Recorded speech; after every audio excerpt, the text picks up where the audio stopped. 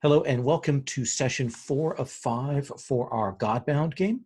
Godbound is a OSR adjacent D20 based game of characters who have been granted grand mythic powers.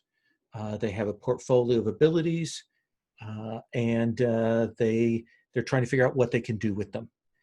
They have a number of tools at their disposal. The gifts and the words that they're given of the different powers, the ability to put those powers to work with influence on a temporary basis or dominion on a more permanent basis for that. We are using lines and veils as our basic safety tool along with X card. So lines on dental horror, harm to children, mind control, PC betrayal, sexual assault, and torture. And then veils on harm to animals, sexual content, and rioting. Lithian, you leveled last time, right? That sounds familiar. Yes. I see we get the level 2 thing. That should have calculated most of the things automatically. And you would have gotten 2 more points to spend on gifts, which you don't have to spend now. You can spend them as we play and go along. I think you took Charthan as your new fact.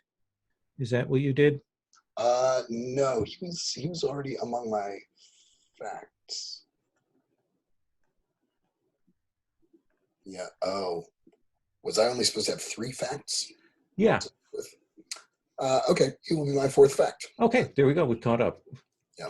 It's like it was meant to be. Right. Then an axe, you went up to 3. Yep. Here's Will. You've got a new fact to pick today.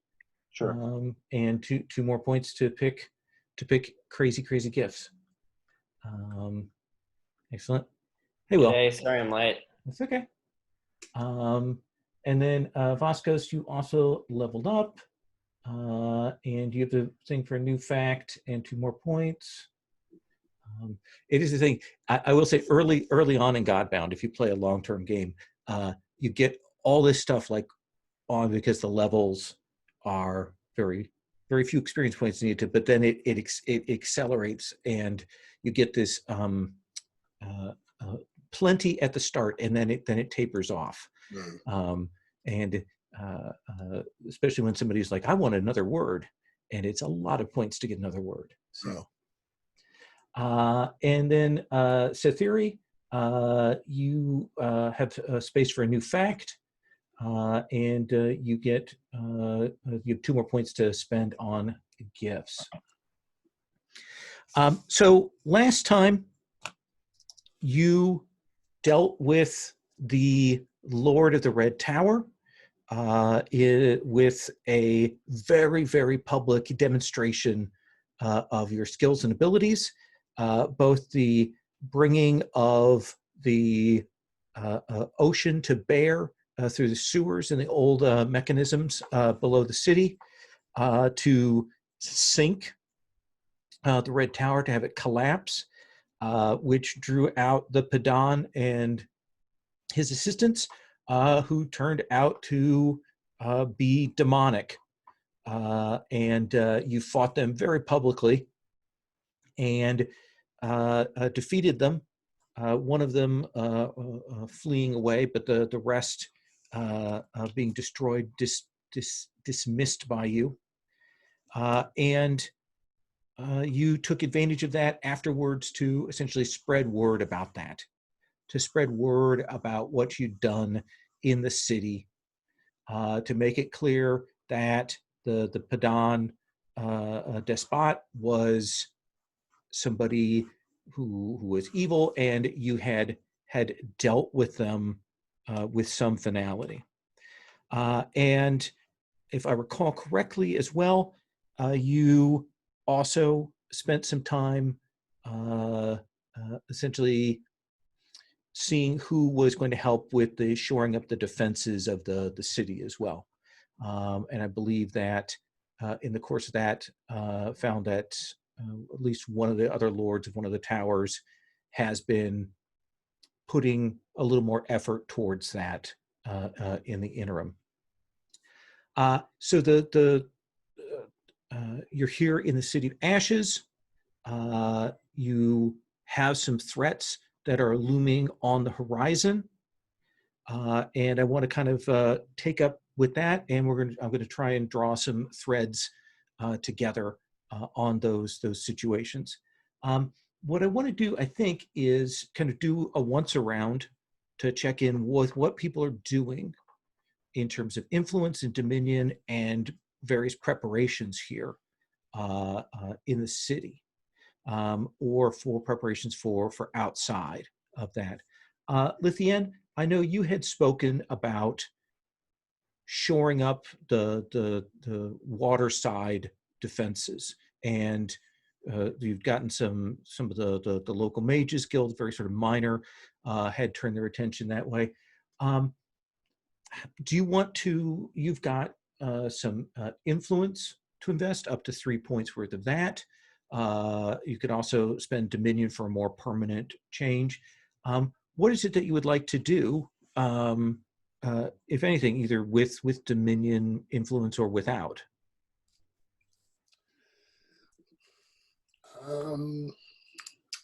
That is a good question.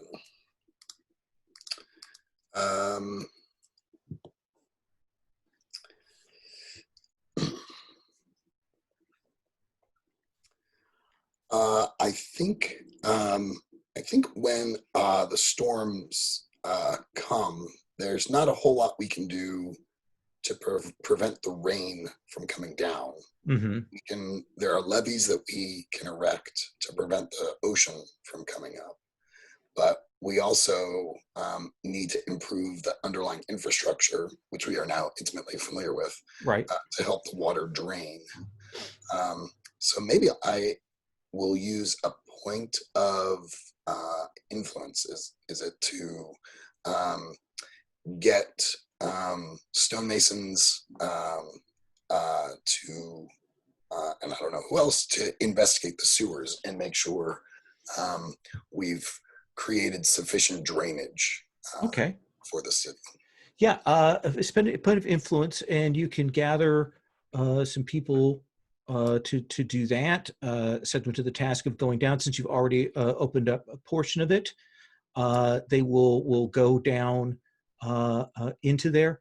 I assume you're also using your words to do some construction as well, either below or up top.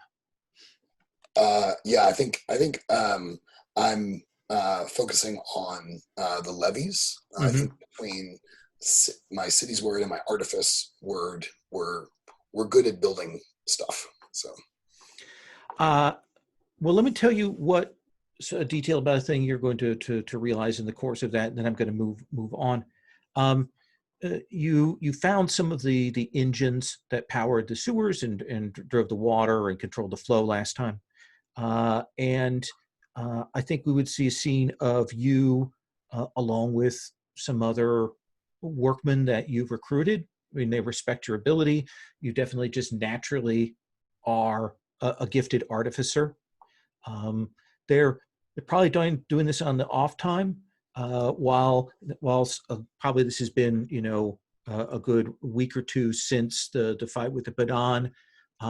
People are still nervous because there are these other lords of the towers who still have some influence here, and they don't want to necessarily openly, throw their guild allegiance or anything behind you, but they will go with you.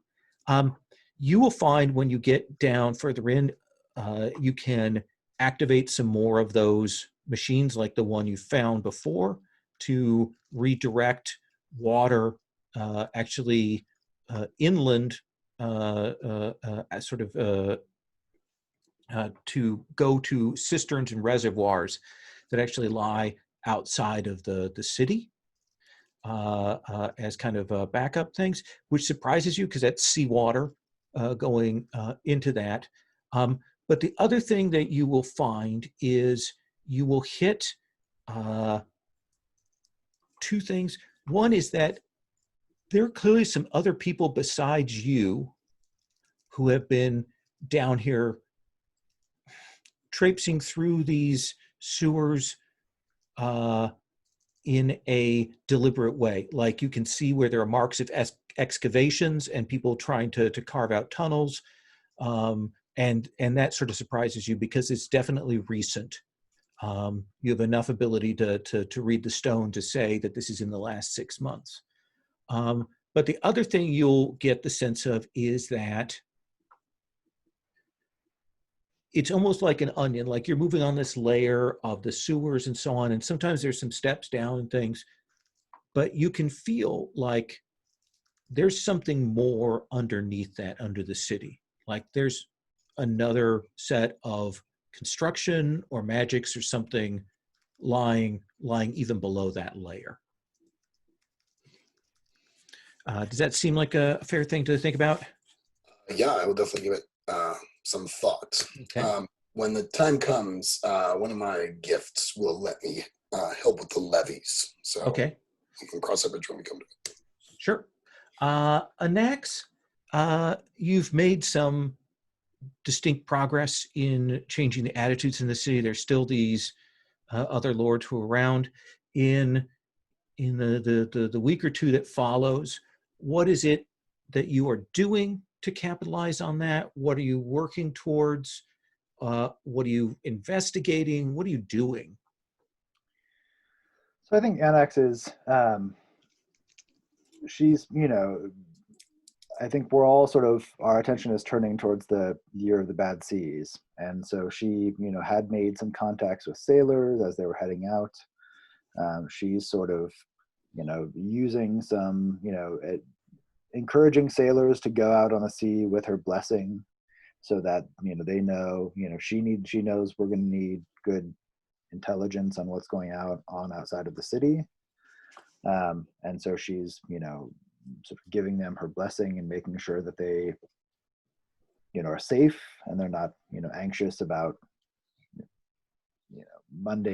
sort of a mundane storm coming up and, sending them all to the bottom of the sea. I think she's also probably, coming out on some of these voyages, at least, initially, at least a couple, short distance out from the city and sort of swimming down under the waters and seeing what's going on. What do you suppose, we describe this as a port city, old, ancient, built up. What do you suppose is out, like in the waters or the bay, that might represent old construction or old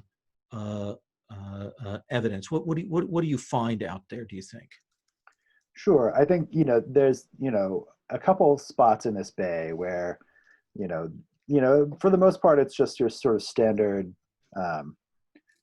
bay. There's, it's a little bit sheltered, like a lot of port cities, the port itself is sheltered from the winds and the waters, so that it makes a good port.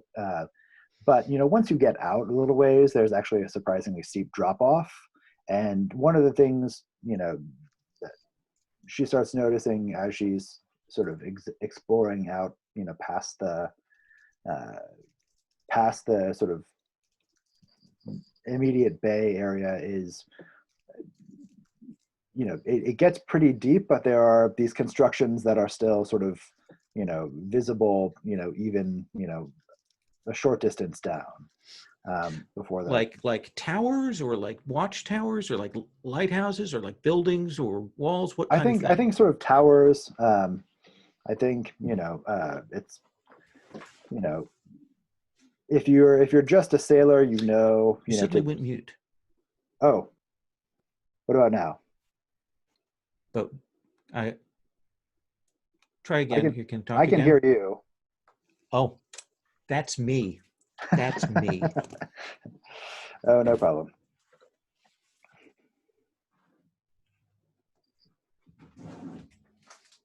Sorry, I have a microphone thing that every once in a while the little power drops out of the thing there. Sorry. Oh, You no, were saying, no problem.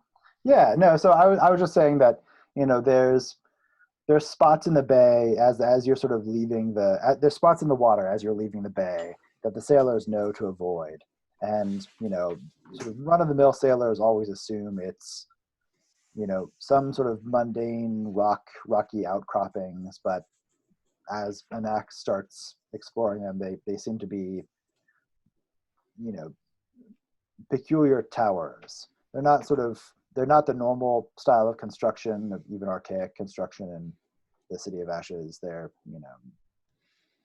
There's a peculiar, uncanny quality to them. Ancient. If this was the style of the City of Ashes, that's been buried for a long time. Sure. As you are returning back from one of those voyages on one of those days, you will see the sails of the ship that a few weeks ago, when there was the first one that you went out and blessed, and you will see the captain there, who's clearly on the docks, kind of asking around, is clearly getting told about some recent events, and this captain will see you and will come up to where you are and will say, kind of bows, "Milady, I want to thank you for your blessing. We caught favorable winds to the north, up the coast, and we're able to do our trade there quickly with the some of the nomad clans on the coastline, and favorable winds caught us when we made our way back down. I've heard that you and it may be, if I'm mistaken, if it was not you, but that you and companions dealt with a problem of supernatural nature in the city." Indeed, not pleasant to speak of, frankly, but it seems one of the Padans had been taken over or displaced or something by a demonic force of considerable power. It became clear that someone had to deal with the situation. Well, the description that was given to me certainly sounded more than just the workings that you did of a hedge wizard or a sea witch. We were several days out from the City of Ashes when we saw something. This is the year of bad storms, so we're always wary of what's out there. But at a distance, we saw a figure, perhaps 20, 30 feet tall, human, as human shape at a distance that we could see. There was another smaller figure that seemed to be on its shoulder or being carried by it. But the thing that struck us was the roiling that was happening in the water near it as it moved. There were beasts in the water. We saw fins, sharks. The thing saw us and began moving towards us, but once again, fate was with us, and we caught a favorable wind, and we were able to significantly outpace it, and made our way back here. I didn't get a good look at it, but I thought that I should inform you of this. Okay. Thank you. Yeah. And he'll say, I will speak to you again before I depart, if that is permitted.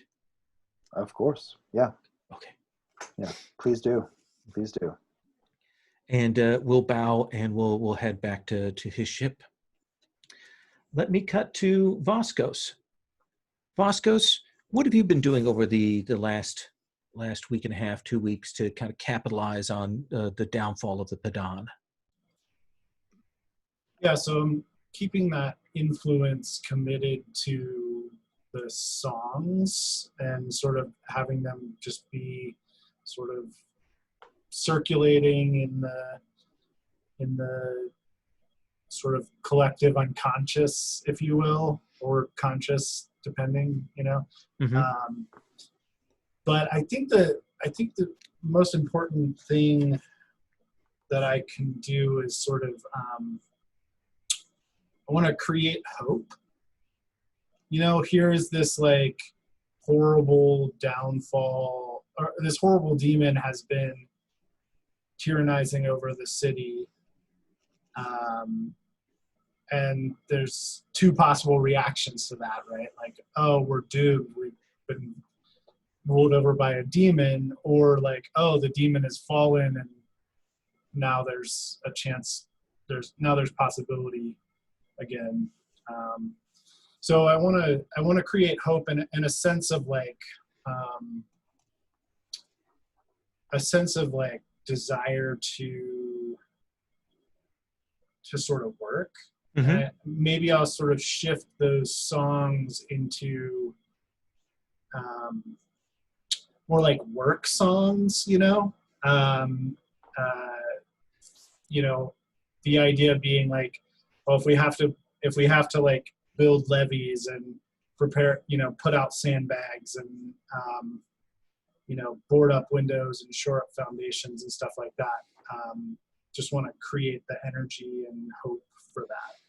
Absolutely. And what, you know, the Pedon of the Red Tower was bad. You've heard negative things about a couple of the other tower people. A couple others kind of fall outside of that. What do you want people's reaction to be towards sort of the present leadership? I think it should be like a wary, or so maybe there's a kind of implied threat that like, you know, serve the people, or this could happen to you too. Okay. Right? Like, and it's sort of like encoded into this work song, right? Like, oh, we're working, we're helping each other. And if the bosses don't help, they'll get, you know, they'll come down to, or, you know, we'll kick them out of the city or something along those lines. And I assume you're doing this in part through your usual bardic rounds? Yeah, but also just maybe using some influence to like wherever I go, and sort of all the bards I encounter, you know, I'm like trying to sort of teach them these songs and like give them,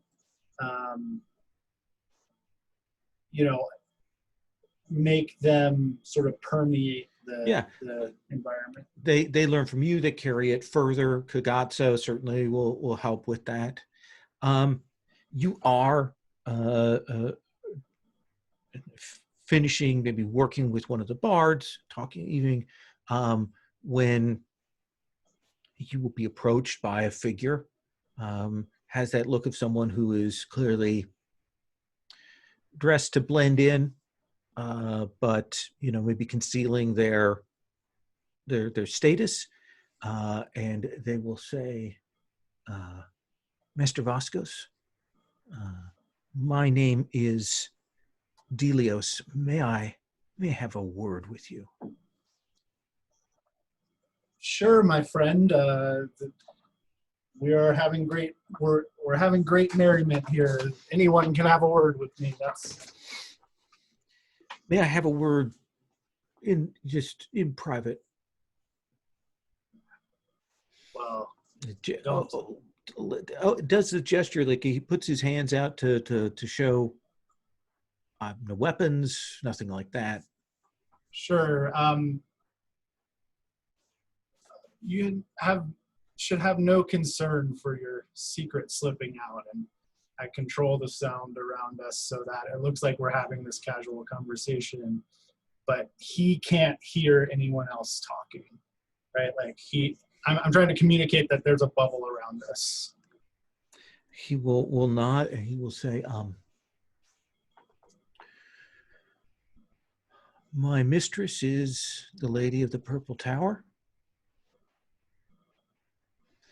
And she would wish to speak with you and or your companions at some point. She understands that there has been a shift here and would like to ascertain what is the nature of that change.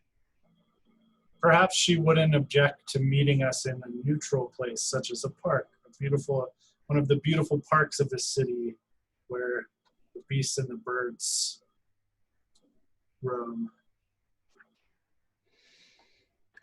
I think that could be arranged. And what is your mistress's name? She is the Lady Thurfan of the Purple Tower. Very well. Well then, I will, if you will send a messenger or whatnot for the time and place of your pleasure, then we leave that in your hands and we will follow your instructions as to the time and place. Excellent. Now, and please enjoy yourself. Have a drink. I may do that. Thank you much. And she will head out. He will head out, sorry. And I'm going to cut away from you there with that. So, Cytherea, I know last time you were working to kind of build up some of the general goodwill amongst the populace, the general good feeling towards your people. And I believe you also spoke to Malaku about permitting some of the grazing, the city spirit of some of your people arriving. What has occurred on that front in the last couple of weeks? What have you done, or have people arrived? What do you think is going on? Well, so it's been a couple of weeks. Yeah. And you can say this is like, maybe you can veto this if it's not going to work with the structure of the story, but I'm thinking maybe I would just like go. I want to know what's happening with my people, and because I have the word of journeying, I can travel very quickly if I'm alone. So I might just like go to the nomad clans and see where they're at, and then come back. Absolutely. So essentially, you will do that journeying, that traveling. The word says that I can treat travel as if it were restful and nourishing as a sound sleep. Also, endurance says that I don't need to eat or sleep or drink. So I think I can basically just like do a non-stop forced march 24 Absolutely. hours a day. Yeah. And I would guess with your feet, a simple addition of a miracle, and you can travel that time very quickly. When you arrive at the like major crossroads encampment, there are a lot more people there than before. You can see that there's a lot of tension. You can see that they've broken out some of the winter stores that they've broken out earlier than they would have. Spring is always that season when you're feeding on the last of the stored things, but you have a sense that they are taxing their resources, and you get that response from the locals around here. You are both an honored figure, but you're also a strange figure to the people here. Who would you go to speak? Is there a leader, or is there a council of elders? What do you think is the pattern there? I think there's a council of elders. There's probably one or two from each clan, and now they're all sort of united as one body. And they will come and they will say, Sethiri, how goes it? Do the Southerners offer us any kind of succor, any kind of aid? It's an ambiguous situation at the moment. They don't necessarily say that we can't come to the city, but they also aren't saying that we have been invited. How much longer are you going to be okay to stay here? There's a question we are trying to ascertain. The blight is strange. It strikes the earth and moves in unusual ways. And we've been trying to determine, the Outriders have been trying to get a sense of where we can take our grazing this year. We need to send the most vulnerable, the children, some of the youths, some of the elders, to someplace safe. That is what we require, is a place right now. The others can fend and forage and make the best of the situation, but there are others who cannot, and we need to give them some respite. Okay, well, look, I think the situation in the City of Ashes is favorable enough that I'm happy to bring them now with me, because if it's just the young and the elderly, they're not going to be seen as a threatening force. If you all roll in on your war horses, then that's going to be more inflammatory to the people in the city. And me, and I've found some companions who are beyond mortal, and they will help me to protect my people if there is any danger.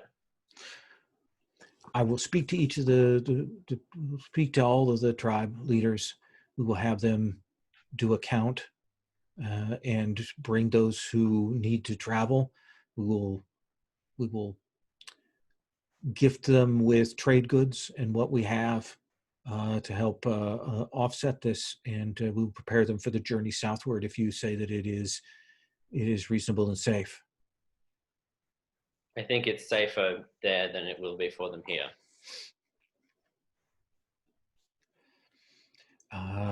Yes. We thank you for your effort, and I'll have you speak to the Outriders who will lead them, to tell them the best pathway to take to the city. And is there anybody else here, like a non-official person that you go to see when you return back home, Sethiri? Yeah, I think I'll go see my mother and father. Okay. And my brothers. And they are pleased to see you in that kind of formal way. You have a very different position and role here, but they are glad to see you, and they definitely will ask you, what is this city like? What should we be expecting if we have to travel there? The city is very strange. It's has many wondrous things in it. It's not a place where our people are ever going to thrive, because there are so many walls, so many people in such a small space. It's not the kind of place where the nomad clans are supposed to live, but it will be, or it can be, a safe place for us to survive this crisis. All right. Well, we'll take you at your word. And they will gather themselves together. Again, some distance, but you can tell that they're proud that this seems to be working. You know, it makes them feel like you're less a stranger in some ways, that you are doing this for the clan. Have you thought about what you want as your new fact for Cytherea? Yeah, I'm not really sure. Okay. Yeah. Let's come back to the city, and I'd like to do a couple of like paired scenes of the characters here, just to get a chance to do some PC interaction. Lithien, let's do a scene with you, and who would you want to cross paths with? Well, I was. I think I've got a bunch of options here. Yeah. I was wondering if Cytherea and I kind of scout out a location of the city where their people can settle in, and I can spend some influence to make sure any current inhabitants of that place will be welcoming, and I can also erect any structures. I'm picturing maybe there's like a kind of crumbled neighborhood of the city or a forgotten neighborhood of the city that's got a lot of squatters in it that we can freshen up for them. Absolutely, because this is probably the neighborhood that you know best, because this is undoubtedly where Charthan, hangs his hat, and his people are there. So, what is this area called? What's the name of this section of town? Lower City of Ashes?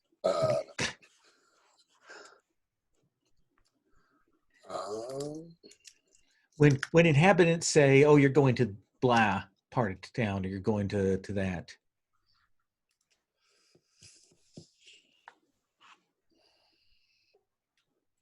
I think it's called the Embers. The Embers. The sense that it's the kind of decaying last bits of probably, cities like this often have had fires. Maybe they'd had some break out over the years, and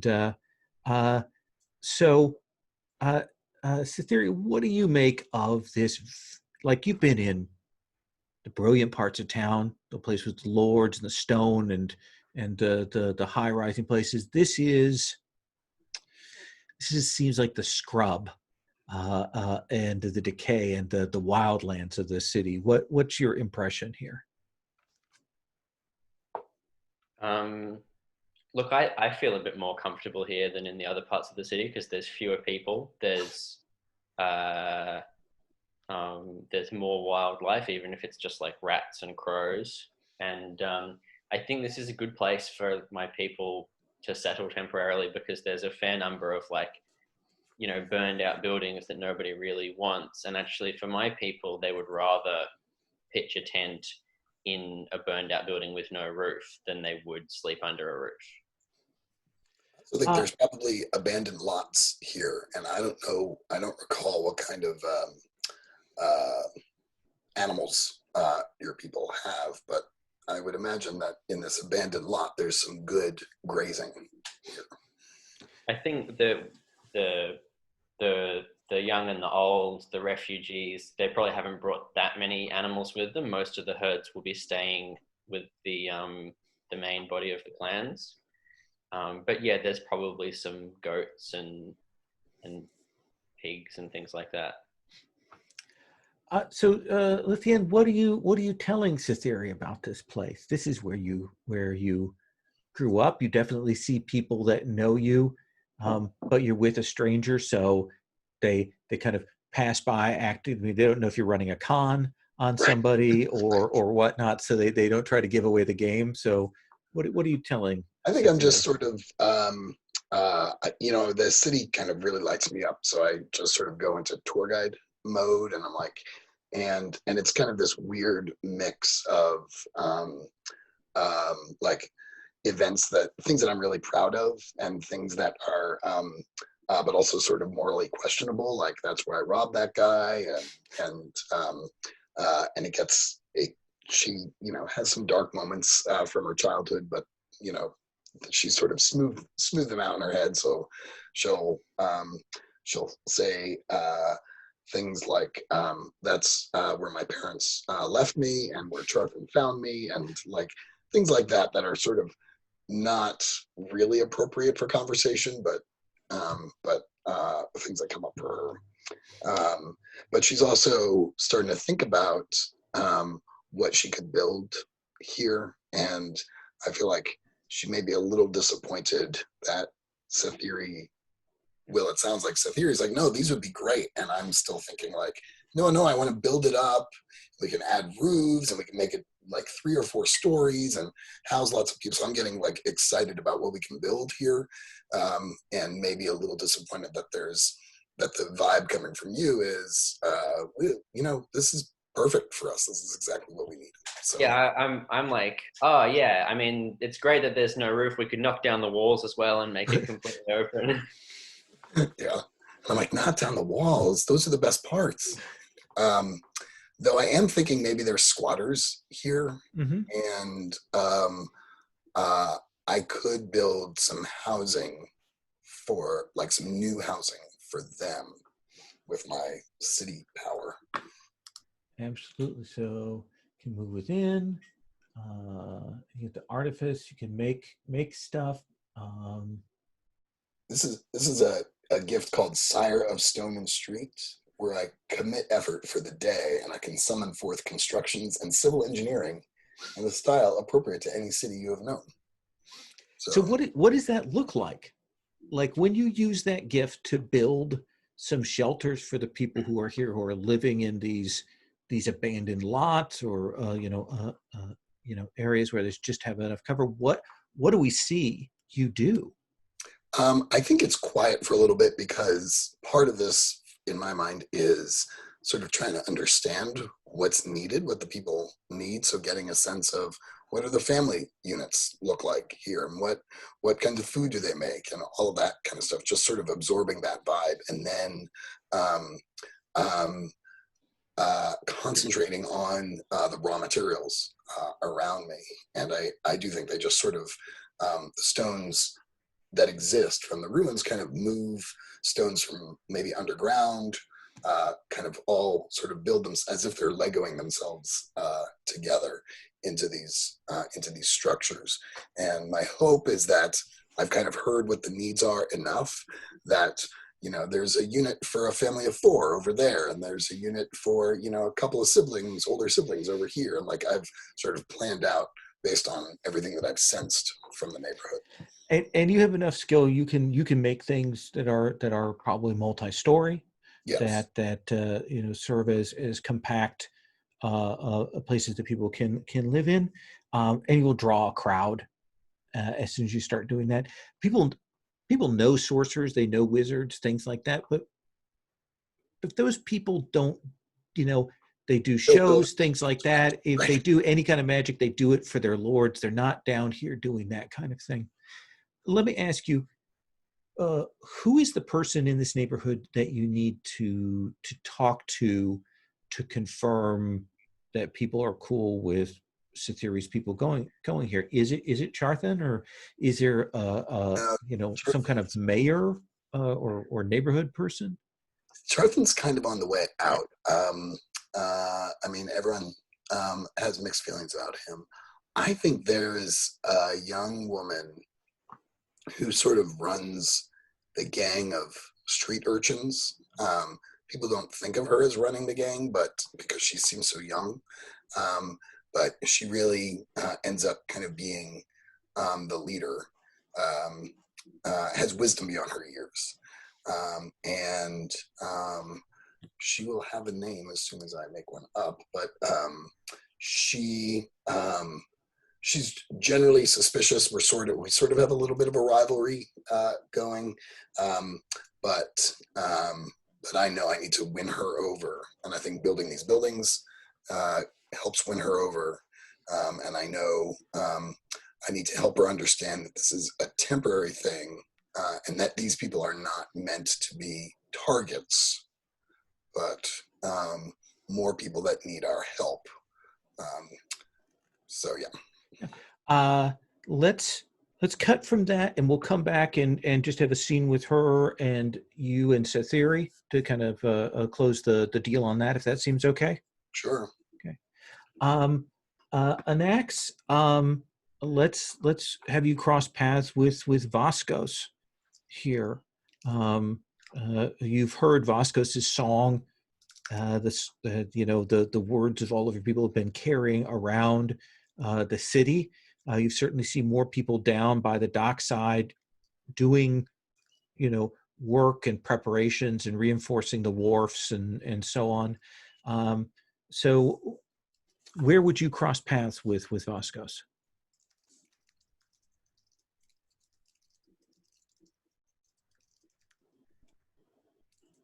I think there's no shortage of, pubs and bars and things where, there's this, people, get home from a voyage and they're happy to, sing and revel and I think, that'd be one possible location. Yeah, I think essentially Vascos, where Anax tends to travel around, and you cross paths with her at one of these dockside taverns. As sailors are coming in and telling their stories and so on, and you can talk with her, and let's do that. Vascos, what news? What do you want to ask Anax, or what do you want to tell Anax? I think I just right away. I think maybe it just occurs to Vascos kind of after the fact, like, oh, I forgot to tell everyone we've been invited to meet with Lady Thurfon of the Purple Tower. I told her that it would be best if we met in the park. That sounds advisable. I have some vague recollection that she might be one of the good ones. We might be so blunt. Well, that's great. I had assumed the best. It's always good to be confirmed in that. What was this person you met with? Oh, his emissary.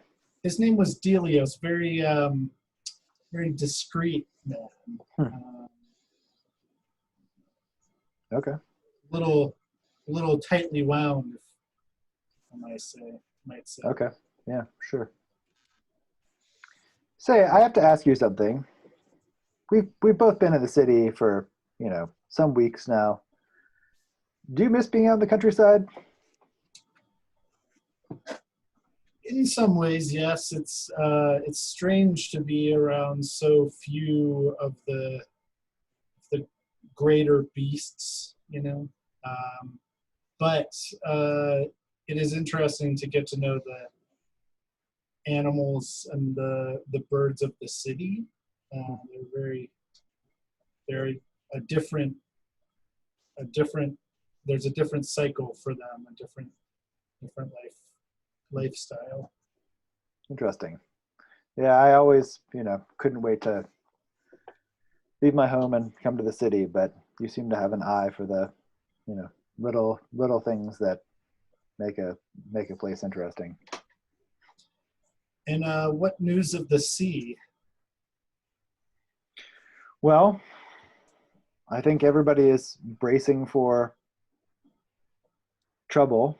Some of my contacts indicated they ran into some massive superhuman figure upon the waters, borne on a chariot of beasts.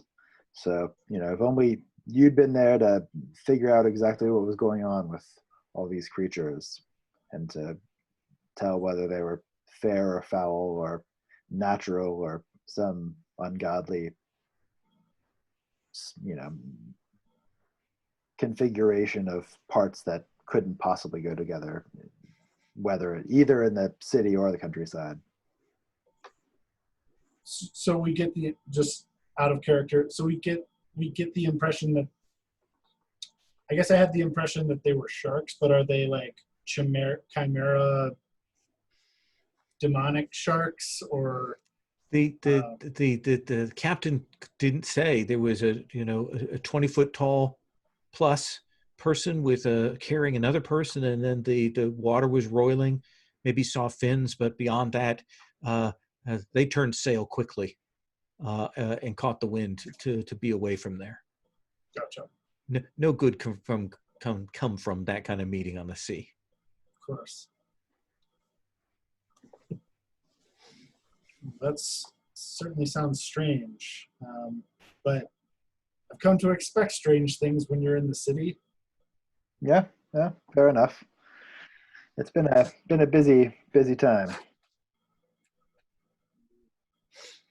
And I think we'll probably see both of you, simply because of the song and everything. I don't think either of you have had to buy drinks in the city for a good 2 weeks at this point. So probably another round is brought there before you. And there's definitely your story and the story of the captain who received the blessing and the other sailors who received the blessing. There's definitely a level of awe and superstition amongst the sailors here. A kind of a strange reverence. I think Vasquez might be indulging a little more freely than he probably should be.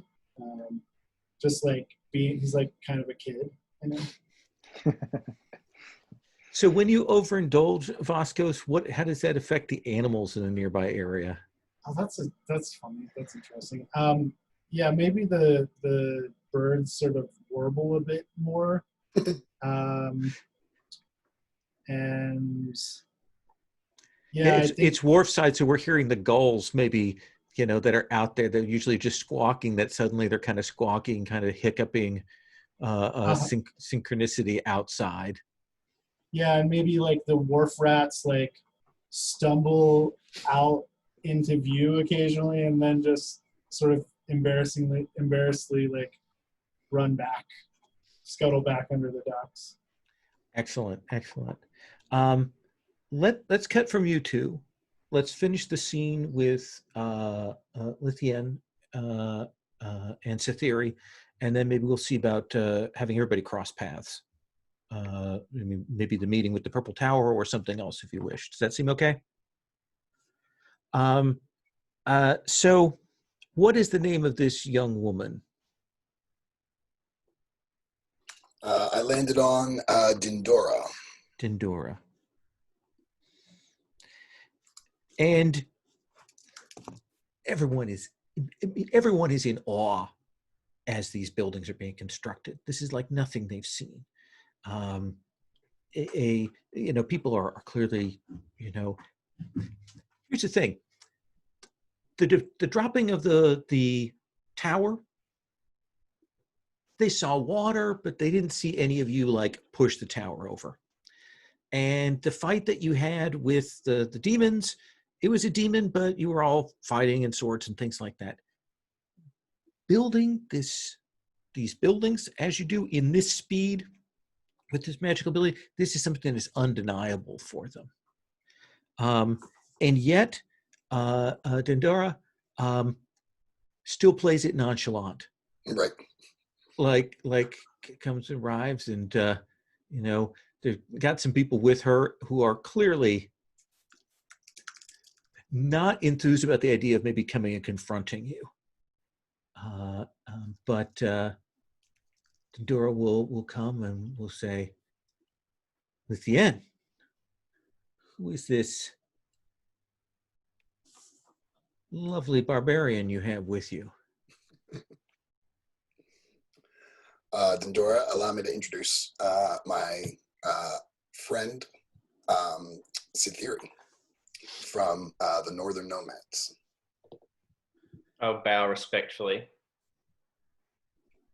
You don't Interesting. have to do that. Don't do that. I appreciate your manners. So, what's going on? My friend here has encountered some challenges in their homeland, and I know that the city to be generous and welcoming. At least it was at some point. So we are Generous and welcoming. Okay. I interrupted. Yeah, no, it's. I expect nothing less. At least in happier times, it was. And even if we don't remember that, we can reclaim that. These are allies in need, so we are going to make some space for them. We're going to give them some space here so they can, for members of their community, to wait out the blight that is affecting their herds. Once you stop bothering me, I will finish building these buildings, and these are lavish new residences for the people within the Embers.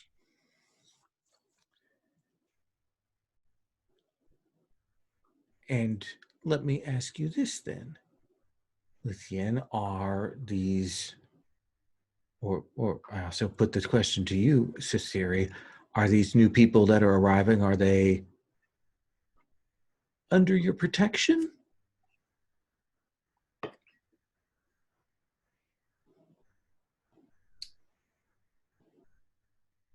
You're asking Cithiri?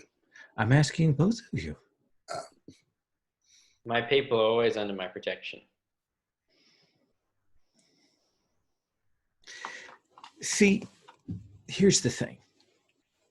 I understand your desire for refuge and so on, but we have a lot of people here already. And I'm wondering, see, Lithian might put this in a different way, but you may consider me a representative of the local established populace here, a friend, a person who has pull, influence, and so You're on. a pedant of sorts. Oh, no. Would never use the name pedant. That is too jumped up. No, that's in Lithian's ballpark. No, for me is a more respectable position here. And I'm wondering, if I may be so bold, what is it that we our locals, how are we being remunerated for our help here? I mean, I understand buildings, yes, just buildings, but I can't eat stone. And I can't spend rock. Neither can any of the people who live here. So my question is, what are you going to do to make it worth our while? Well, Dindora, Mm-hmm. I could tell you about the trade goods that my people are bringing and the things they can offer you, but I won't insult your intelligence or waste your time with trinkets like that. I know that what we have right now is not much compared to the glories of this city, but I will tell you this: my people have very long memories, and once we owe a debt, we owe that debt forever. And we will always be in debt to the City of Ashes if we are able to draw on your generosity now to survive. That's a point well taken, words well spoken. Lithian, you won't always be around here. You'll have many things to do, many irons in the fire.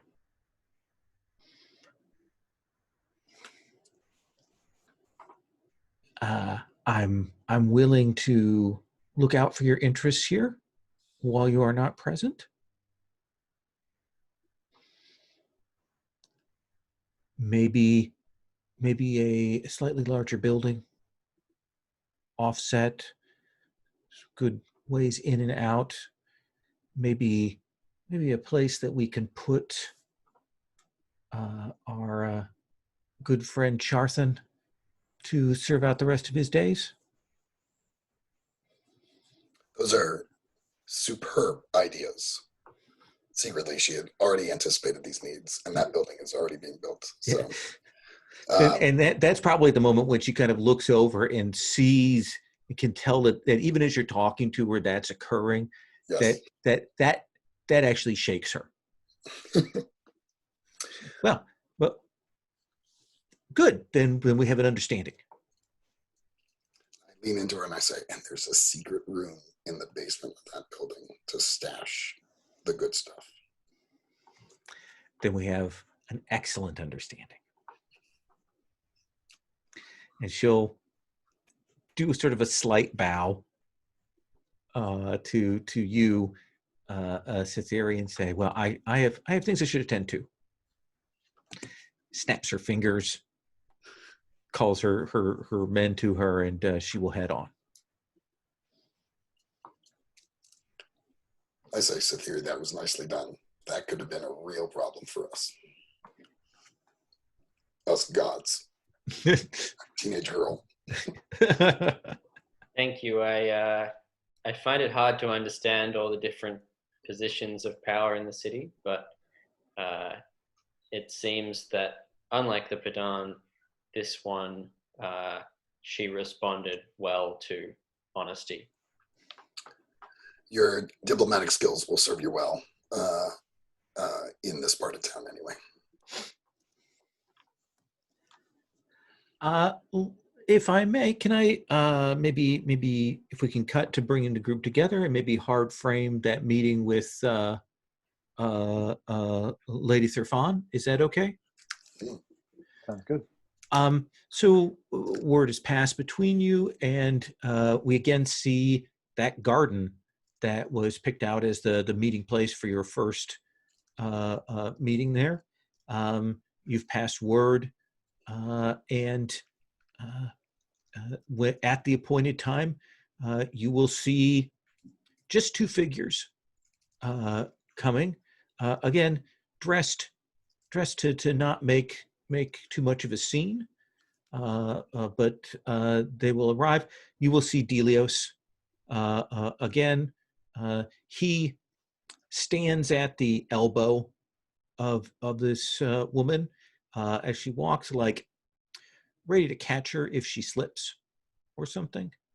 And you'll see the two of them come forward, and this woman will look. She'll drop her hood back. She looks old, but in that way of someone who's young but has been through a lot. Maybe magically, maybe life has worn her out. The hair has gone gray at the edges, and there are more lines on her face than you would expect. And she will look and she will say, "I'm Lady Thurfan?"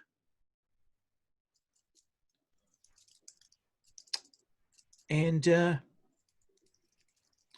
so do you plan to bring down all the towers, or is there some other plan here? May I sit? Please sit. Friend Delios, welcome. We are well met, Vascos. And she'll sit down. Delios keeps standing and say, "Padan Despot taken down, and word on the street. Certainly the songs that people are singing. speak with some suspicion, as well they should, about the rest of the power structure here. And I'm wondering what that bodes for me. Well, Delios, it's clear that you aren't a demon. So Is it? The Pedant Despard didn't seem like a demon until I shot him through the neck and he didn't die. Lady Thurfon says, if you have a different test, something perhaps less inimicable, I would appreciate that for determining whether I'm a demon.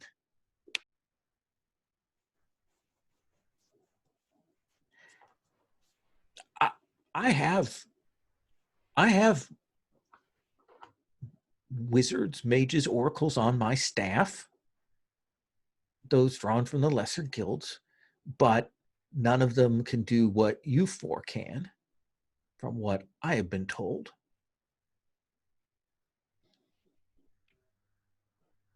We're not wizards. We're something new.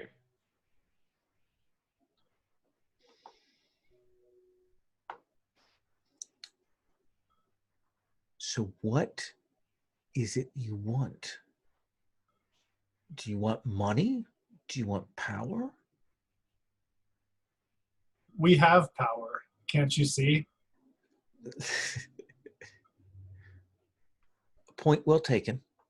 I withdraw that. But the question still stands, what is it you want? Some of you are clearly not native to the City of Ashes.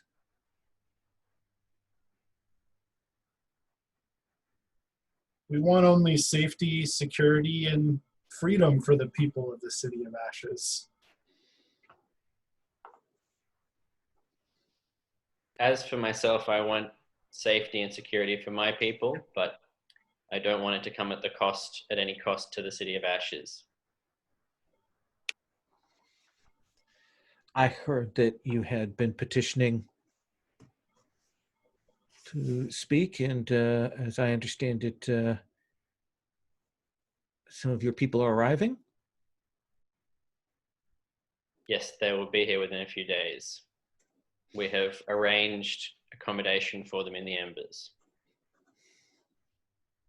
Oh, in the Embers. They will be comfortable there.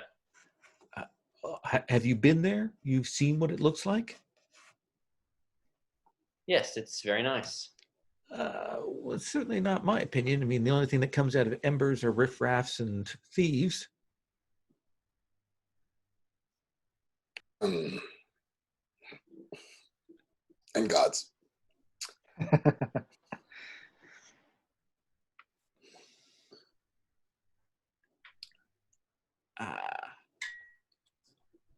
So what is it you want? I'm asking because every casting that I have seen showed me that the path to my continued existence within this city lies through you four.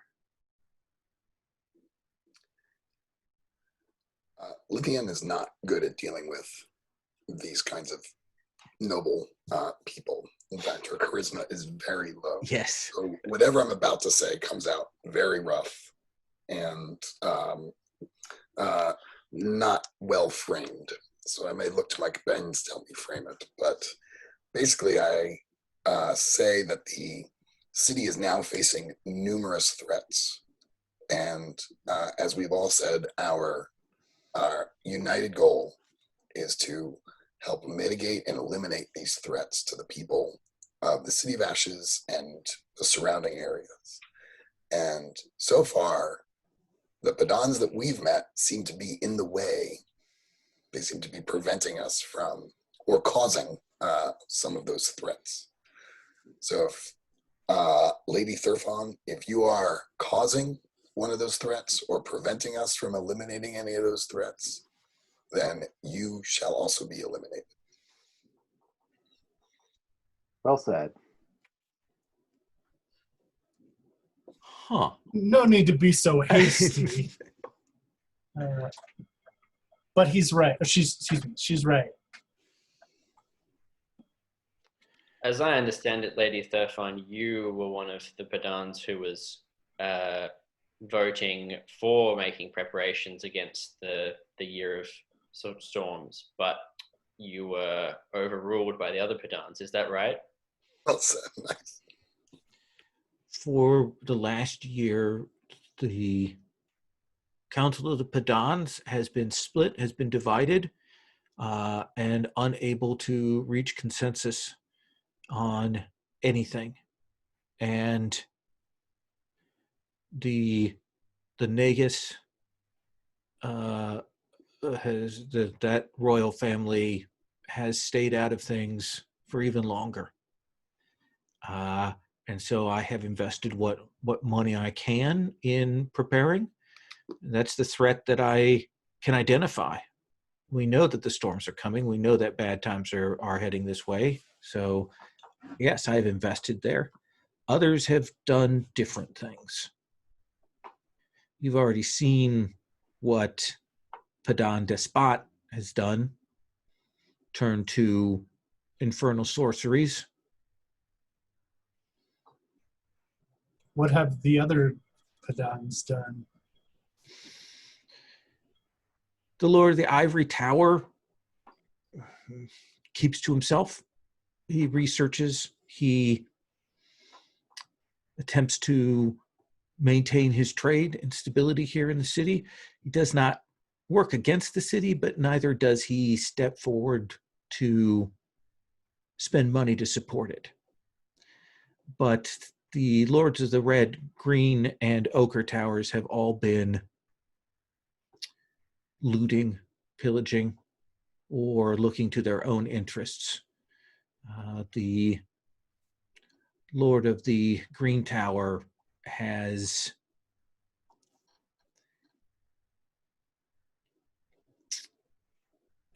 been digging.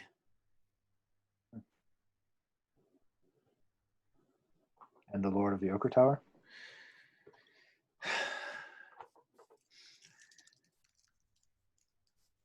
Funneling monies, goods, treasures outside of the city to elsewhere. The Lord of the Ochre Tower is also intimately tied to the higher thieves and assassins guilds in the city. It is a little bit of a question of rats in a sinking ship, I believe, with him.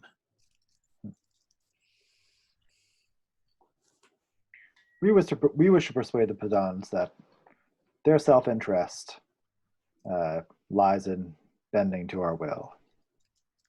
Bending to your will. May I suggest when you speak with them, you not use that particular terminology? Oh no, well, of course not.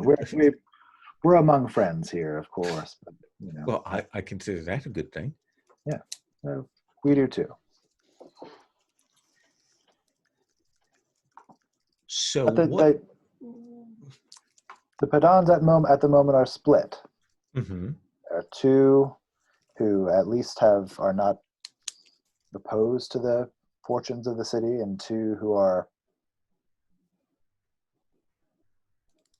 see their interests elsewhere, perhaps we might say. Absolutely. Absolutely. And certainly one of those two is present here and asking how they can get into your good graces.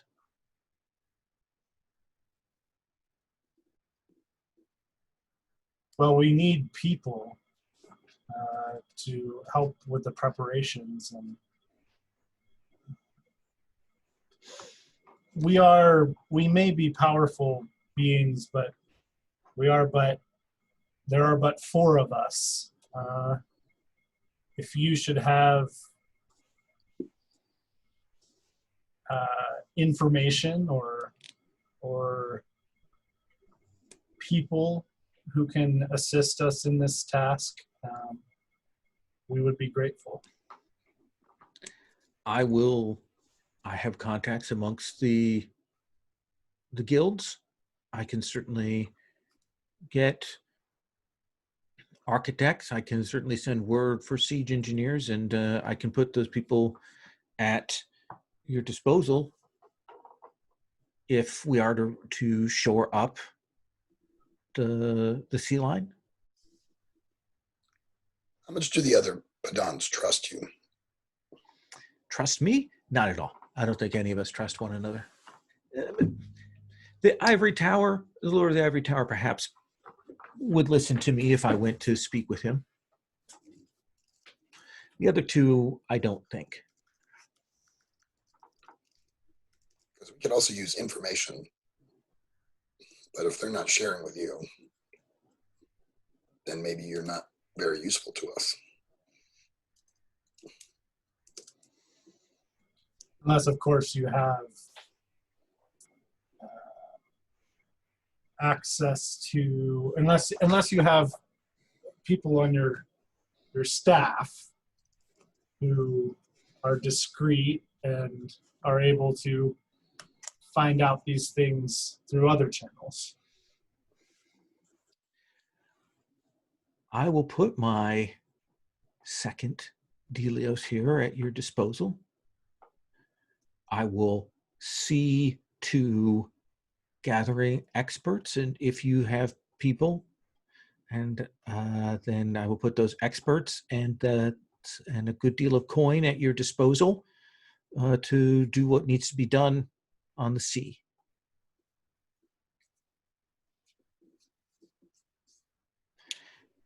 And she stands and she says, I will tell you this because we Lords of the Towers do have people in one another's towers. That is to be expected. I'm sure that the others now know that I've spoken with you. But I know that the Lord of the Green Tower believes that there is a reason why all of these troubles are coming this way.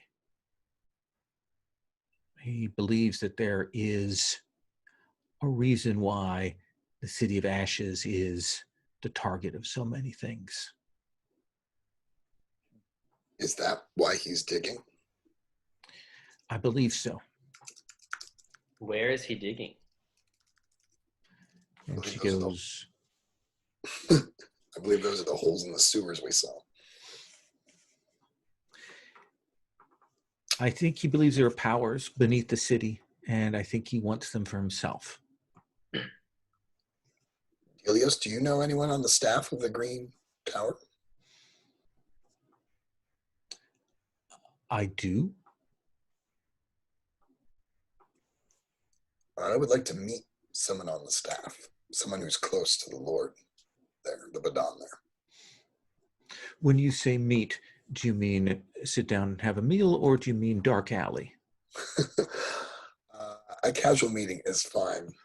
So just out of character, one of the things I took for my leveling up is a gift called Word on the Street, which means I can speak to or eavesdrop on any person within the city, provided that I have met them. So I feel like if I meet someone who's a close associate of the Padan and the Green Tower, then I will be able to eavesdrop on those conversations. And he doesn't. And so out of care, he will. I can have that arranged. She will rise and she will say, "You can reach out to me as you need to. Delios will stand as my attaché on this, and I will get things ready." May I ask you a quick question? Absolutely. Anox, was it? Correct. Yes. You strike me as a shrewd woman, a woman who's lived through certain trials and come through it for the better, perhaps on the other side. I think we're going to see what we can find out about the Lord of the Padan of the Green Tower. Mm-hmm. My question is, what might we do to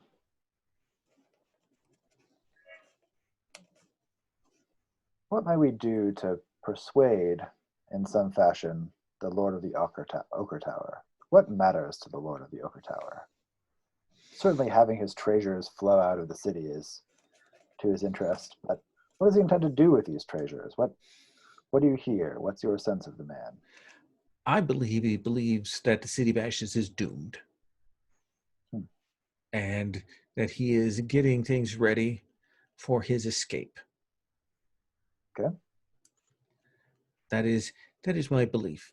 He is a man who loves himself above all other things. Okay. Okay. I will speak with you again. And she says, she kind of pauses. She goes, and you're sure about the embers? That's... Yes, it's a beautiful part of the city. So many open spaces. Fair enough. And she will move to leave. Let's take a quick break, and then we'll come back and follow up off of this. I'm going to pause the recording, and then remember to unpause the recording when I come back. So would you like to do a discussion between the four of you before we move off to individual things, or do we think we want to kind of do a once around on that? How do you all feel about that? Matt? I kind of feel like I could use just a recap on like what. So I know we've sort of been focusing on the year of bad storms. Mm-hmm. Do we know anything about what's happening in the South? Or are we just kind of letting that thread drop while we work on the city? Is that the kind of the idea? I think so. You know that a night road is opened in the city states to the south, but that is a ways away. That is a big threat that is not immediately looming over here. We got problems of our own. Yeah. Right. Well, and I guess people might flee to the city, so we'd have to shore that up first, I guess. Exactly. Yeah. There will definitely be people coming from the south. So I think the two things are, well, I mean, I think the two things are the preparing for the year of storms, and of course the machinations of the towers and how you can take control. And certainly you laid the groundwork last time, which is why essentially Lady Thurfan came to see you, since you pushed all of those levers last time. And there's still that big monster out to the east, but he seems not to be like under the organized control of Padan Despot now, so it becomes less an immediate threat.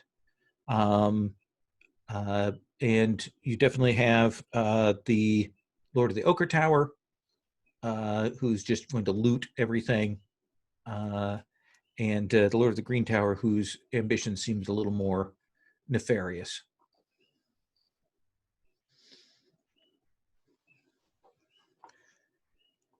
So let me ask you, Vascos, what do you want to do?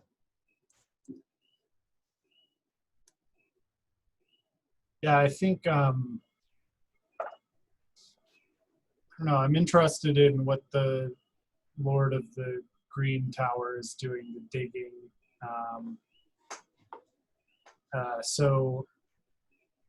But it's also kind of not really in Vascos's wheelhouse. Okay. Should we do maybe Lithien's investigation of that particular train? That may open up some doors. I like that idea. Okay. If that's okay with Lithien. So I imagine that what is arranged for you by Delios is, Delios says, Lithien, you just want to casually meet this person? Do you need to speak with them? what is necessary here? Exchanging a few pleasantries is fine. Well, then I need you to be at this market at this point in time, and you should be able to cross paths with a man named Scalo. You'll recognize him in the livery of the Lord of Green.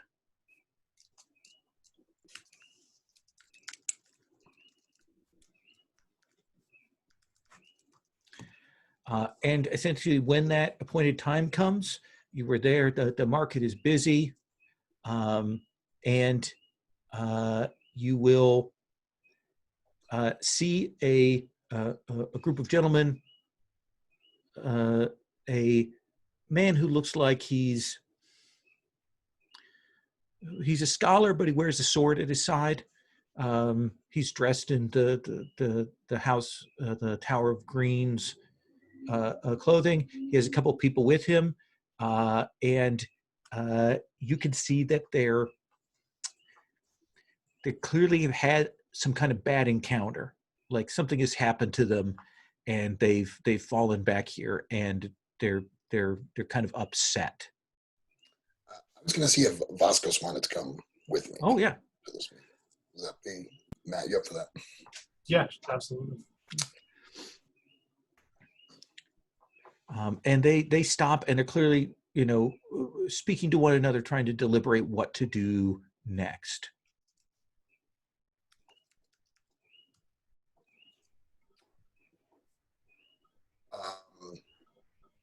I think we can approach. I would like to kind of stay quiet. Vasquez, you seem to be the friendlier of the two of us, so maybe you introduce us. Yeah, and I think I would be overly friendly, just like very, very sort of, I can't think of the word, gregarious, about Okay. it, and just sort of act like I've known them forever, and the emissaries of the Green Tower, yes. Let's have you make a charisma check. I think we've got a couple people here who are a little on edge. Okay. Sorry, I didn't have one for the party. One second. Okay. So that is a 21. And so he says, he looks at you and goes, who are you precisely? I think we've met, have we? I'm not certain. Sorry, I don't know if we've met, but I've just heard so much about you. Well, that's always good to hear. Surely you've heard some of my music. Oh, you're a bard. Of sorts. Do you do parties? Galas? Depends on the balls? party. Depends on the party. Well, Not typically my thing. Well, stout bard, how can I be of assistance to you today? Yes, well, you see, we have heard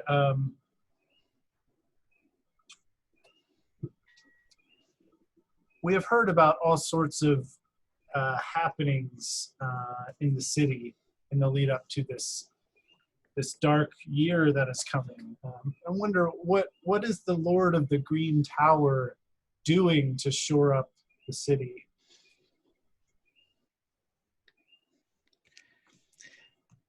See him like this clearly takes him off guard. Like this is not what he was expecting. He was expecting you to beg for a job or something of that kind, and you do see him like he bristles, and he will say,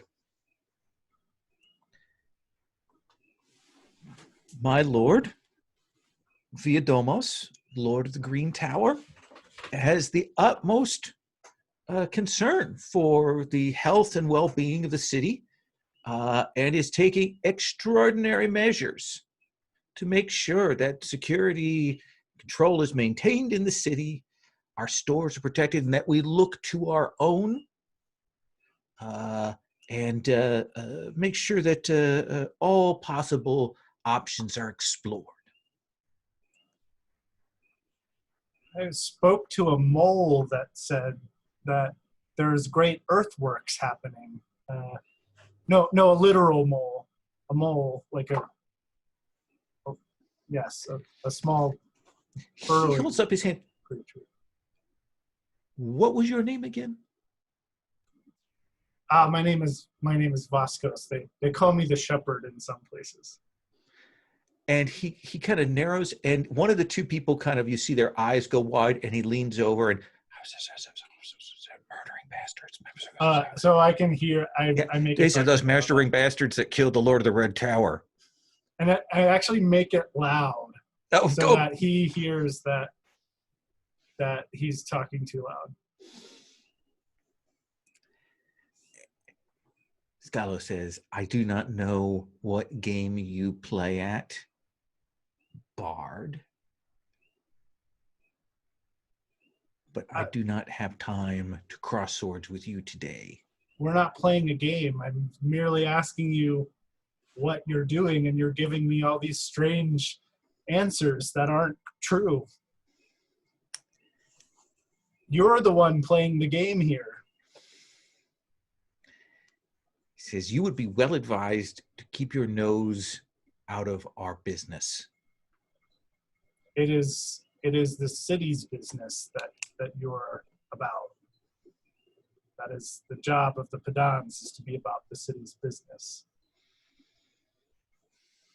You can see, like, he's getting irritated, like you kind of pushed him, and the other two, one of them puts their hand on his shoulder and kind of says, "Good Bard, we have business to attend to.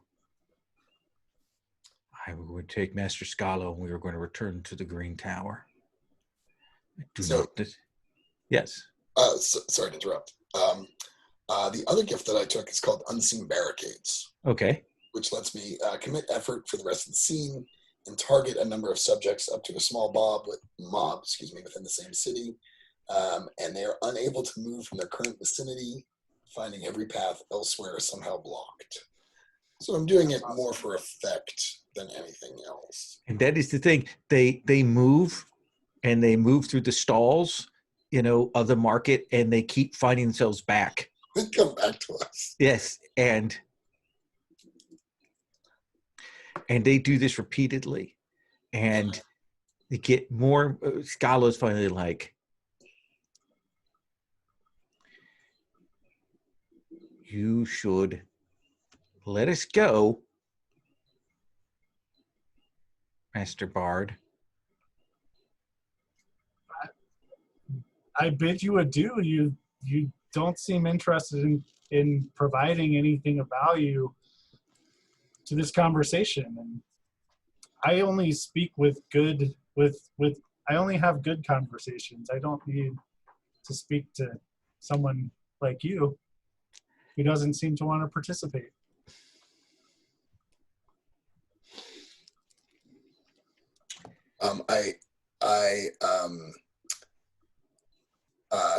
I do want to introduce myself and sort Okay. of have the introduction. Yeah, and that'd be that moment we realize that there's two of these people that killed the Padan here, and they definitely, they will assume it kind of a slightly more defensive posture at that point. And I just say, my name is Lithien, and it was a pleasure to meet you. I will now allow you to leave the marketplace. Allow, and one of the guards, as soon as he starts, getting unctuous about it, the hand goes on the shoulder, and he is led away, and they move quickly. I sort of clap Lithien on the shoulder and just laugh uproariously, like, such a great trick. Wow, very good. Yeah, and they're definitely heading straight back to the Green Tower post haste. I say, Vasquez, I'm glad you came with me. I think we learned a lot more than I thought we were going to learn. Well, I hope it's useful. I personally didn't enjoy speaking to that man, but I guess there are other reasons why we must talk to the horrible people in this place. Anax, Cytheri, what are you two up to? I'm curious about this excavation, and I'm thinking the simplest way to find out would just be to go down into the sewers and see if we can find it ourselves. What do you think, Anax? That's a possibility. Yeah. I feel confident we can take care of ourselves. Or would you rather do something about this? I think because they're working on the Green Tower, we could try and do something about the Ochre Tower, but I'm not really sure if we care that much about if all he's doing is just stealing money and leaving. Well, I guess it would be better if he stopped stealing the money. The leaving raises an interesting point for me. You have, I wouldn't say at your command, but you have a group of people who could conduct researches outside of the city, perhaps, or intercept the Lord of the Ochre Tower's shipment if he is trying to exfiltrate or extract resources from the city. Perhaps it might be worth setting something in motion to prevent this from happening, so that everything he tries to take out of the city, I can certainly help if it's going over the seas, and perhaps you could do something over land. I mean, I like the idea. I'm a bit concerned that at the moment I'm moving the sort of the young and the old, the weak people into the city, but the warriors of my tribe are still outside the borders of the cities, the region. So for me to move in warriors who could stop these shipments, that would be arguably an act of war against the city, and it's quite a delicate situation right now. I'm not the one to ask for advice in delicate situations, frankly. But I wonder if there's a way to make it look as though they're the heroic figures who've intervened during a act of great wickedness or something like that. Surely Vasquez could sing a song of that would persuade the people of this. Well, I think if we can catch the Ochre Padan red-handed and return some resources to the city, then that would be seen as a victory. But I'm worried that if we fail, or if my warriors are caught before they succeed in their mission, then that would be bad for the relations with the city. I take your point. Perhaps we really need to know a bit more about what the what's being taken by the Ochre Tower and where he's taking it. Indeed, yeah, I agree. Want to look into that? Sure. So let me ask you, Anax, what words or gifts that you have or even miracles that you want to create can you bring to bear to look into this situation? I mean, obviously you can do it on the ground, but I assume you can supplement what you're doing with Sure. Let's see. Yeah, maybe I'll take Eyes Above, which lets me sort of watch, individual any location within a mile. Mm-hmm. Yeah, So let's have you make an intelligence check here. Okay. Sure.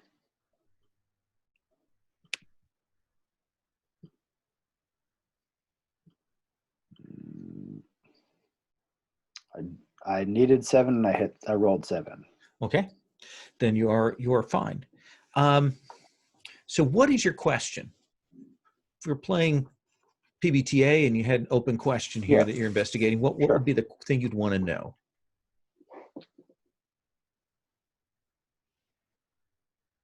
I guess the question I have is,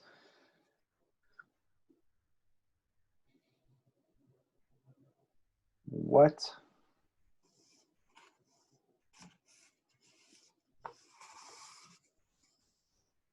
the way that the Lord of the Padan of the Ogre Tower is sending out the stuff he really cares about? Surely he's a Padan. He has sort of workmen coming and going. I'm sure he's a savvy player, and he's taking advantage of multiple routes and making sure not to put all of his eggs in one basket, as it were. But the stuff he really cares about, who does it leave the city with, and what route are they taking?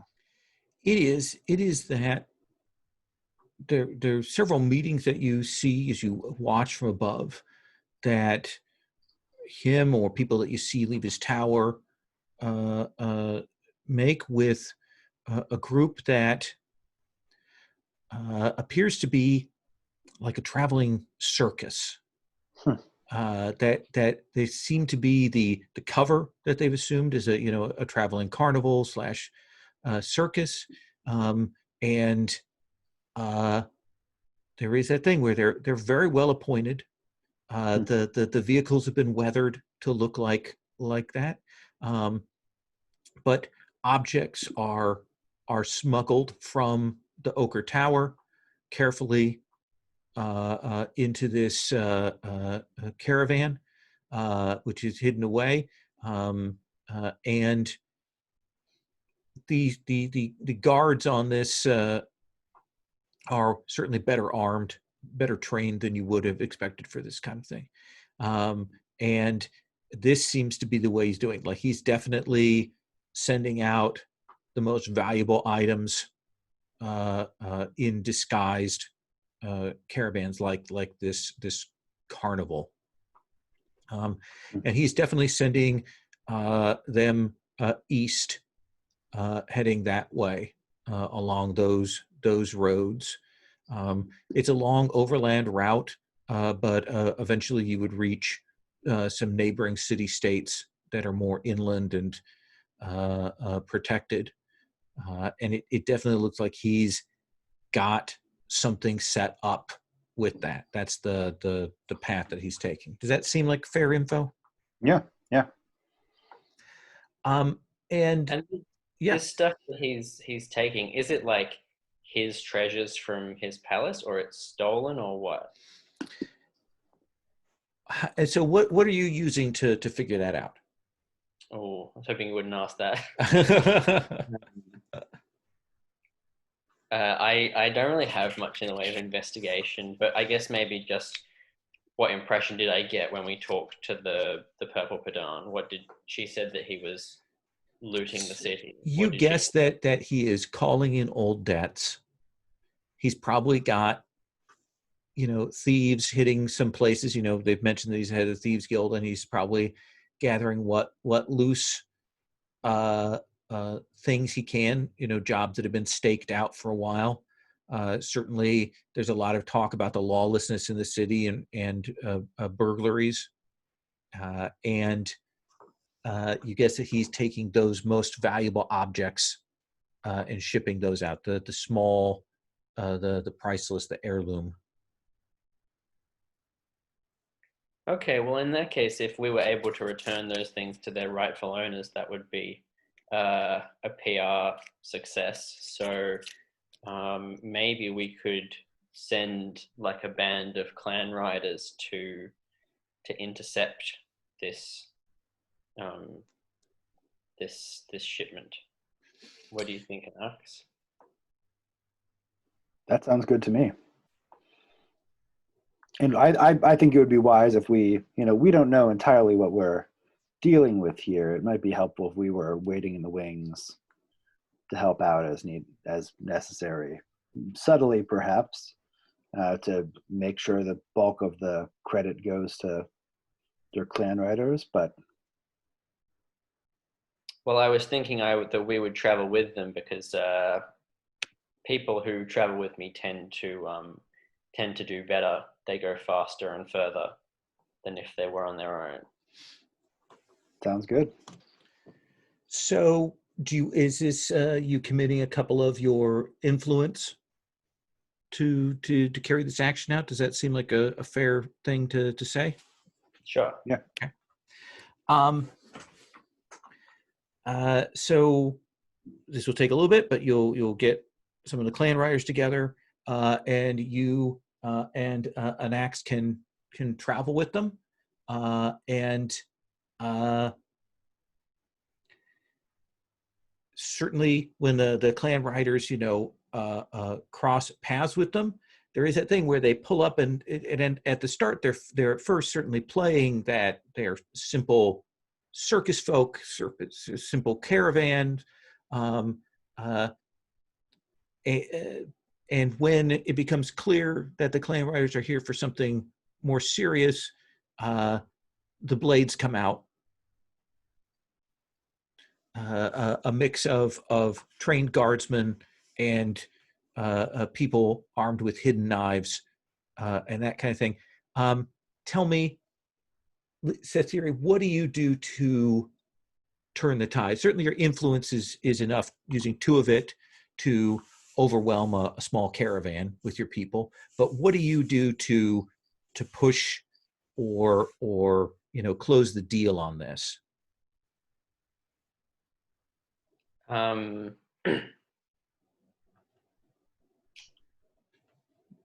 think I pinpoint the leader, who is someone who is maybe hired by the Padan and is kind of like directing all of the guards, and I just shoot him through the heart. Just take down a leader. There's a senior person. Take your aim. You use your bow skill and just. And an axe, what are you doing to make it so that the couple of mobs of guardsmen are shaken before this even starts? Sure. I mean, the one thing I could definitely do is, bind them with a touch of green restraint, so that they're. I think we wait. I'm inclined to wait until it's clear they're not up to any good. But I think we don't want them to. Sethiri's people have already struggled through enough. They don't need to be taken out by some low lives. Yeah, absolutely. And I think you wait until you see that the caravaneers have clearly decided that this is a situation, and some of their people are fading out into the night, hidden weapons to try and move and come in, and you can let loose with those vines and catch and stop them. Let me ask you this, you two. These are a group of murderous guardsmen who certainly will not hesitate to draw blood on your people. Are you offering them quarter, or are you making a demonstration of them? I think they're clearly trying to get nasty, and so I'm assuming these are minions of some sort. So Yep. I just snap my fingers and the vines crush one of them to death. I say, okay, we can do this the nice way, or we can do this the hard way. It's your call. Sethiri, likewise? Yeah, we're not going to be trying hard to avoid casualties, but once they've surrendered, we won't just like slaughter them all. We can probably tie them up and bring them back to the city as evidence of the Padan's misdeed. I think you'll get a mix of between 2 Godbound plus a couple of influence worth of your forces. I think you'll get a mix of, say, a quarter of them will fall out into the woods and go to escape. Another quarter are the ones that you know, are desperate to carry out their mission, carry out their orders, and will fight until they're dropped. And then you've got another 50% who are hired swords, skilled, but when they see the tables are turned, they will drop blade and surrender. So, Theory, how do you reward your riders? They've ridden a long way. You kind of told them to come and intercept this caravan. What do you do? What kind of animals are pulling the caravan? Probably draft horses. Yeah, we're going to cook and eat a couple of draft horses. Okay. Might make it harder to bring other stuff home, but it's a traditional way of dishonoring your enemy is to eat their horses. Oh. So we'll fade on that. Oh, sorry. I'm really sorry about that. Sorry. No, there's a veil on that. So we just gonna fade on it. And you can probably hand, some of these carts and things they can take them to use. You can essentially consolidate the stolen goods onto one of these and drive that back to the city. And can I say one more thing, that if we've got these Sure. people who've surrendered and they're just like hired swords, I'll try to tell them, like, we don't really hold it against you. You were hired to do a job. If you're willing to testify in the city that it was the Oka Padan that hired you. They're like, no. The Ochre Tower, there's no way. No one testifies against them. That's not, no. Well, maybe my life is forfeit. Pardon? Maybe that's the way it used to be, but things are changing with the towers. There's already one fewer towers than there used to be. What about this? What about this? Sure. I happen to know a few sea captains who'd love for a few new recruits. Some of you look like you've been around, but perhaps this would be a good time. It's the year of bad seas, but there are ways we can protect you, and perhaps it'd be a good idea to get out of the city, see some new sights, maybe make a little bit of money, have some adventures, come back, and when you come back, if everything plays out the way we think it will, is likely to, then you won't have to worry about the Ochre Padan anymore. We'll leave the city. We'll depart his employ. That what you did. We will go if that is what you wish. But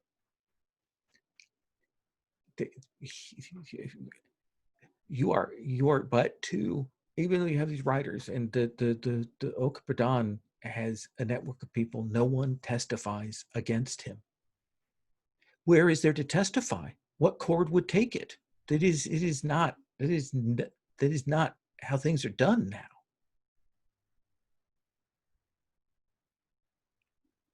Perhaps it doesn't need to be testimony in open court. Songs and stories can have just as much power. Come to the city with us. Tell our friends your story, and we'll ensure that the word of the Ochre Padan's misdeeds reach the city, and it'll be all the more believable for having the ring of truth from his actual people in his actual employ. Let's have you make a charisma check. Okay.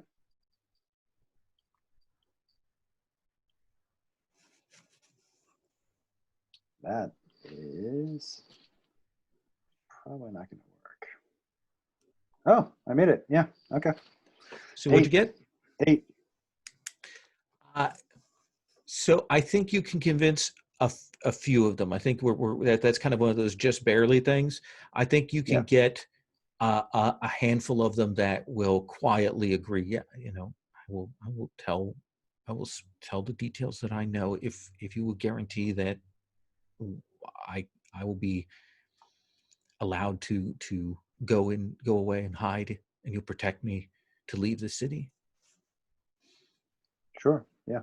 No, We don't need you to be standing in a public square giving an oration. If we can get some details that that make people understand that it's true, then we can work that into our songs and our propaganda. And Yeah, you'll be already on the ship.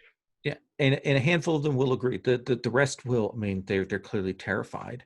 This is the axe that they've been hanging under for years. But some will, and will agree to provide you with intelligence on what they know of the Ochre Tower's actions. Does that seem fair? Yeah. Let's come back with Lithien and Vascos. I mean, we can change up the pairings. We can bring all four together. Can reconvene. What do you think, Lithien? Um,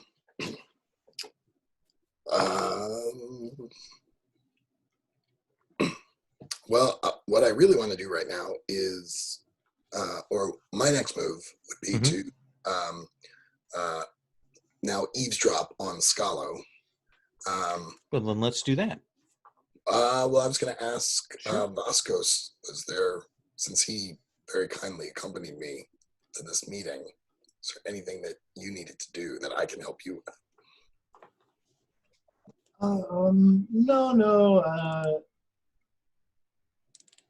The wheels of my plans are already set in motion. I think it might make sense for us to get some info about Scala, and then I'll investigate the earthworks situation. I was wondering maybe sending some rats down there. We could do that. Certainly send them before us. All right, so let me listen in on Scalo. So Scalo will return back to the Green Tower.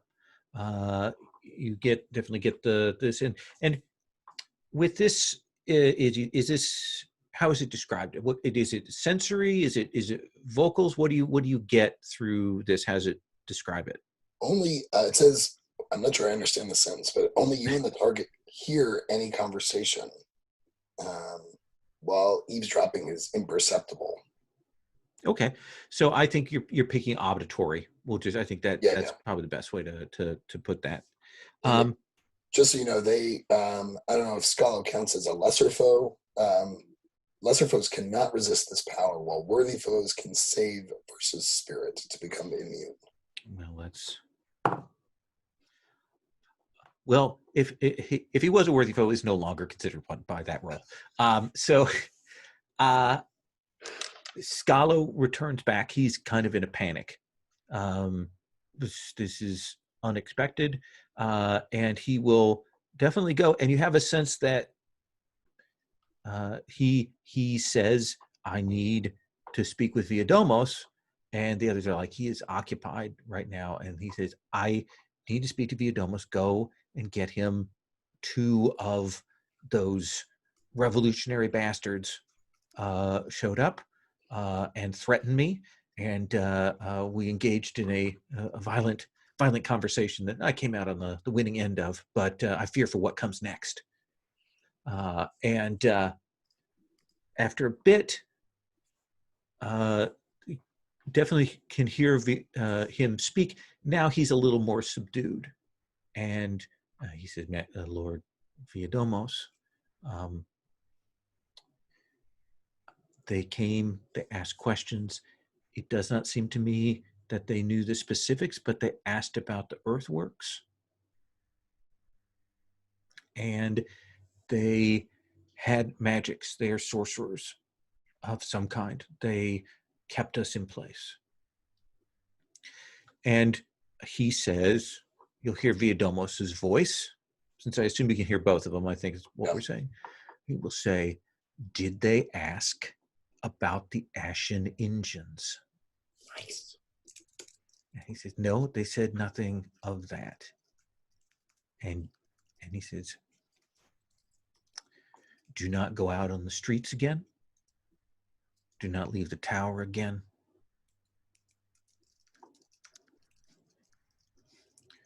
I will return. We will finish the seal, and we will do that quickly. If they are here to pursue, they may be pushing forward.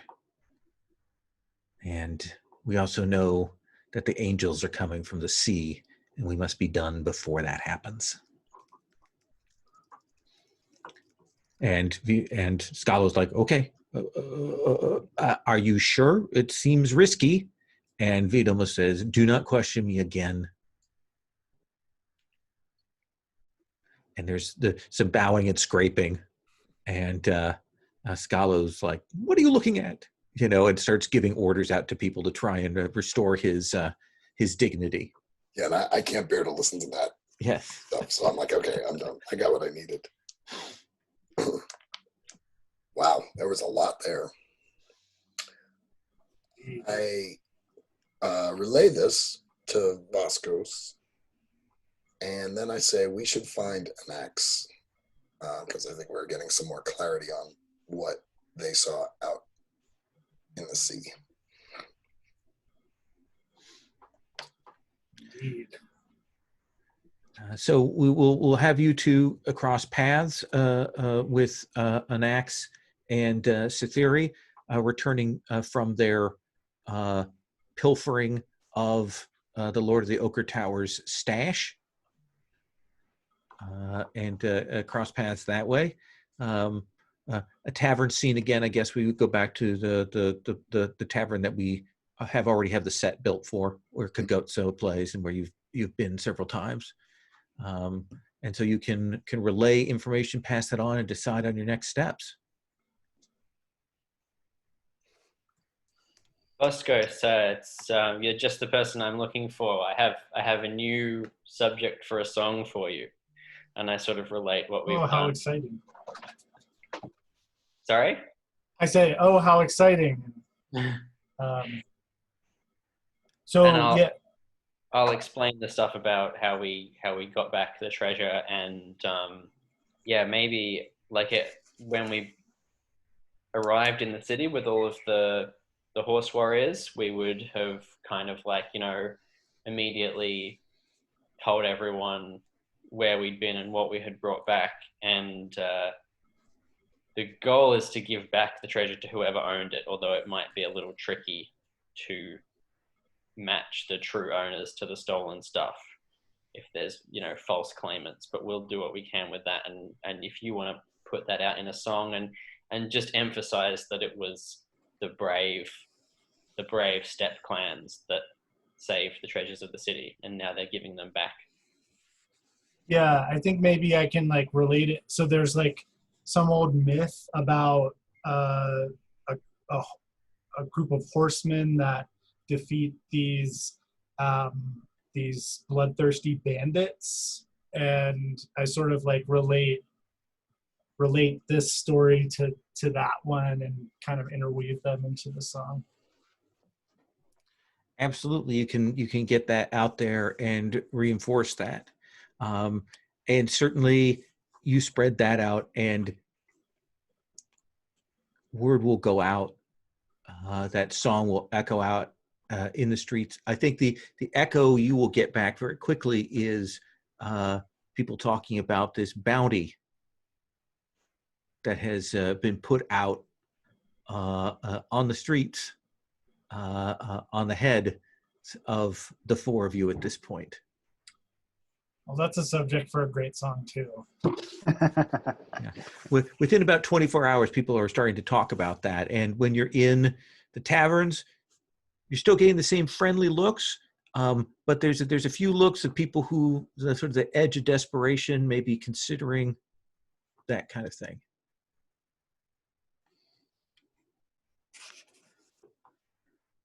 But Lithian, I believe you wanted to speak with Anax.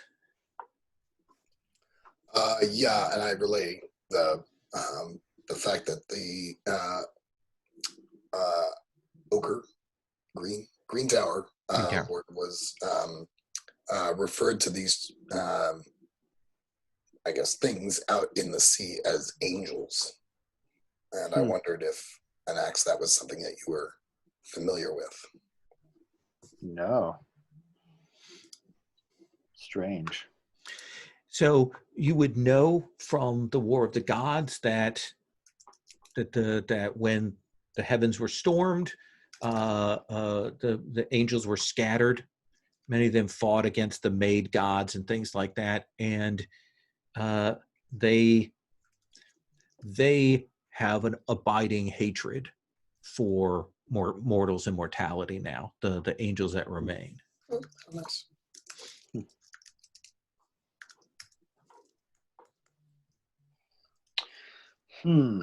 Troubling.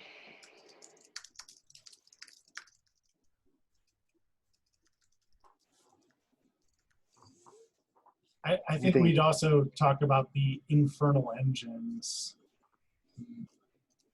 or that we heard that, right? Yeah, the Ashen engines. Is that what it was? Ashen engines? Mm-hmm.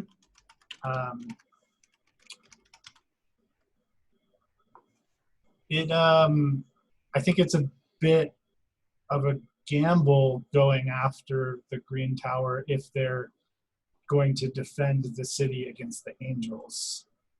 If that's what those are intended for. If they're intended for something else, we should figure out what they do. Did Viadoma say we must be done before they arrive? Yes. Okay.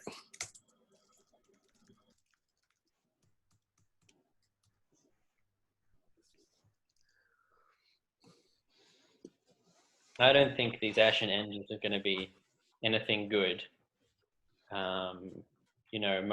Most machines are ultimately to the detriment of humanity, in my experience. I'm a little offended by that, but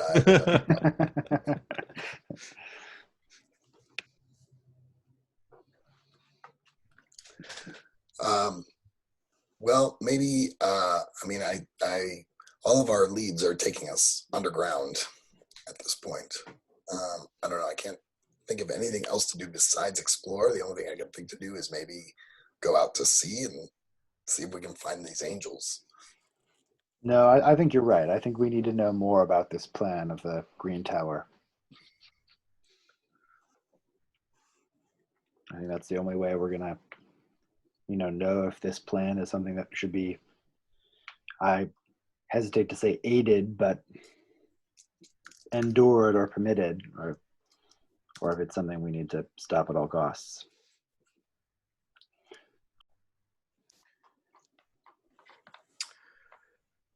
So, tell me, Luthien, the sewers are sprawling. We know that there are several underlayers of the city. And everybody reset your effort and all of that stuff should be reset back. Anything that you've committed for the day, I assume that's all back. What is it? What gift or ability do you have that will let you uncover where Viadomus is working, where he's headed towards? I think it's a combination of cities and artifice. Okay. That my knowledge of the cities, where the sewer is kind of in a sense, the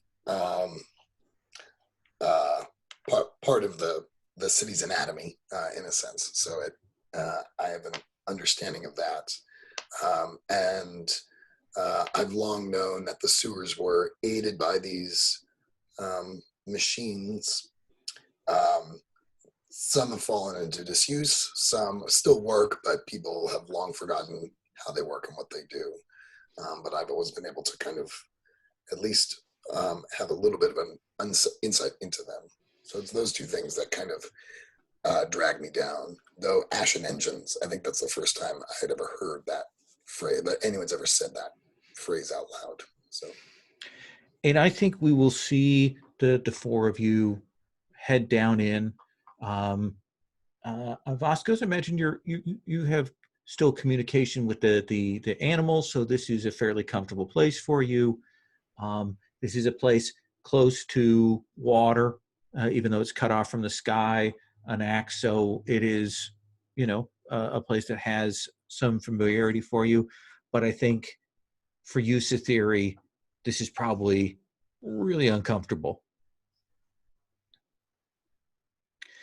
Let me ask you this at the end. What is the thing that you're able to find amongst these engines and devices you find in the sewers? What is it that you find there that allows you to kind of trace back to where it is that Viadomos, the Lord of the Green Towers, is working towards?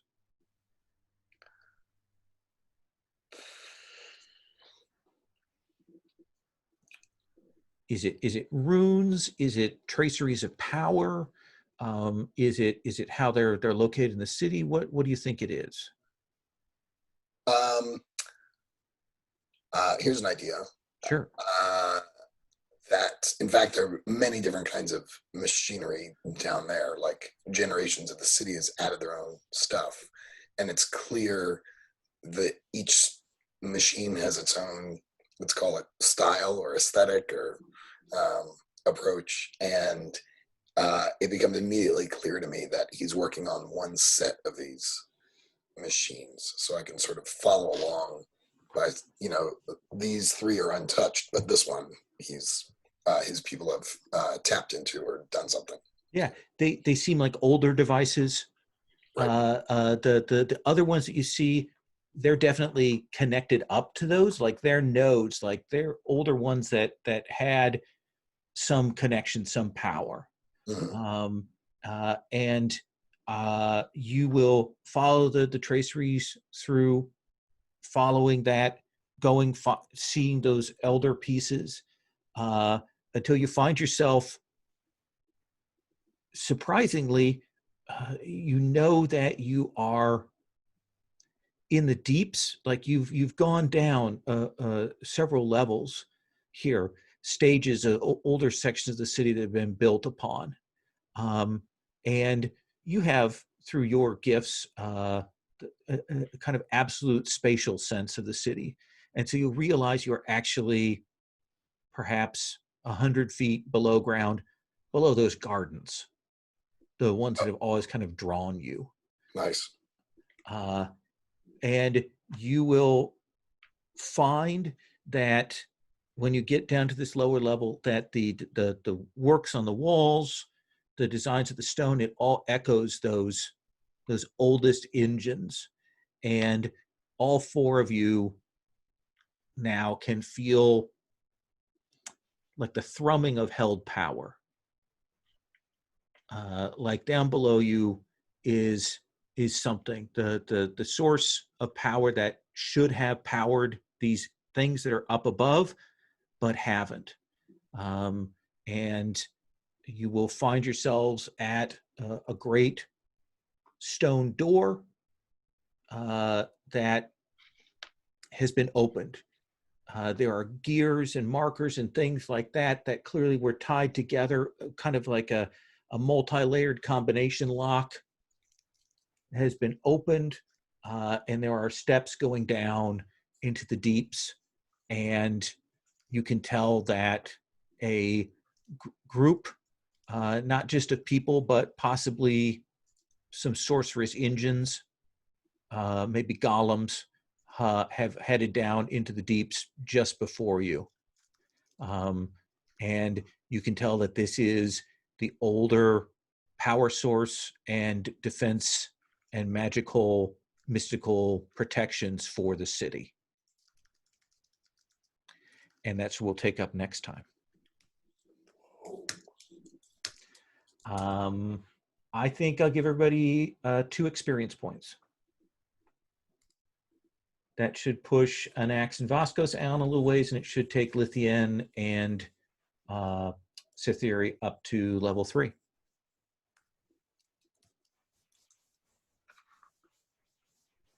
Does that seem cool? A good place to stop? That was great. We'll start right with the following up on them, and with the angels coming from the seas. Awesome. Yeah. And we'll do Stars and Wishes next session to wrap everything up, because that'll be session 5 and the last of this. I think the last day of June, actually, if I recall correctly. Any questions? Nope. Okay. Well, I'm going to stop then. I'm going to stop recording.